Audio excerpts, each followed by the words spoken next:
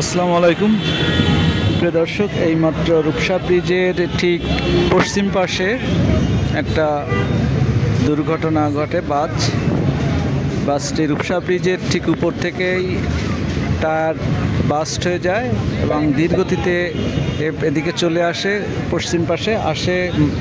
ঠিক ব্রিজ পার হয়ে যে ক্রসিংটা, ওখানে আসলে নিয়ন্ত্রণ হারিয়ে একজন মোটর বাইক আরোহীকে চাপা দেয়।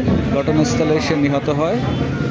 তবে যতটুকু লোকজনের কাছ থেকে জানতে পারলাম, বাসের যাত্রীর তেমন কোনো ক্ষয়ক্ষতি হয়নি।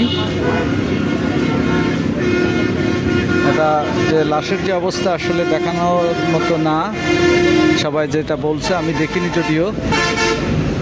তবে লাশ পাশের যে রেলিং ছিল, রেলিংয়ের সাথে চাপা খেয়ে একেবারে চ্যাপ্টা হয়ে গিয়েছে, সেরকমটাই শুনতে পেলাম।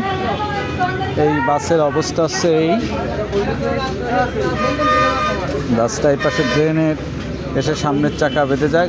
বাসটা মূলত নিয়ন্ত্রণ হারিয়ে ফেলেছে। সামনের চাকা পাংচার হওয়াতে গাড়িটি নিয়ন্ত্রণ হারায় এইখানে এসে পড়ে। তবে বাসের যাত্রী তেমন কোনো ক্ষয়ক্ষতি হয়নি, কিন্তু একজন মোটরসাইকেল আরোহী, এই গাড়িটা মূলত তিতাস খুলনা বরিশাল রুটের একটা গাড়ি। গাড়ির কন্ডিশন এই অবস্থা।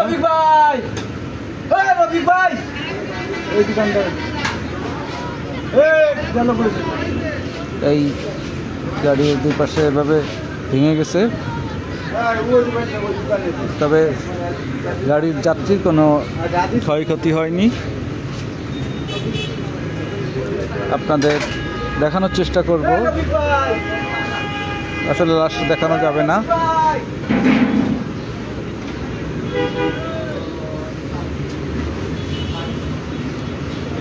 তো এই যে রেলিং, এই রেলিং এর সাথে চাপা খেয়ে মূলত লোকটি মারা গেছে।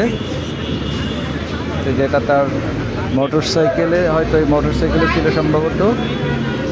আর একজন আহত হয়েছে যতটুকু জানতে পারলাম।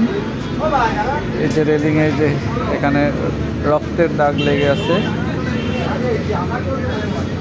মোটরসাইকেল অবস্থা আপনাদের রক্ত দেখাতে পারতেছি না, দূর থেকে যতটুকু দেখা যায়। এটা কাপড় দিয়ে ঘিরে রাখছে, যে রক্ত কিছুটা দেখা যাচ্ছে।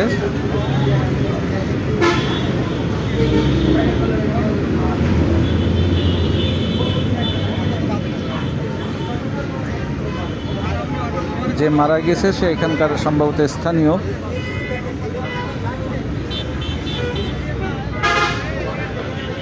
ধন্যবাদ সবাইকে।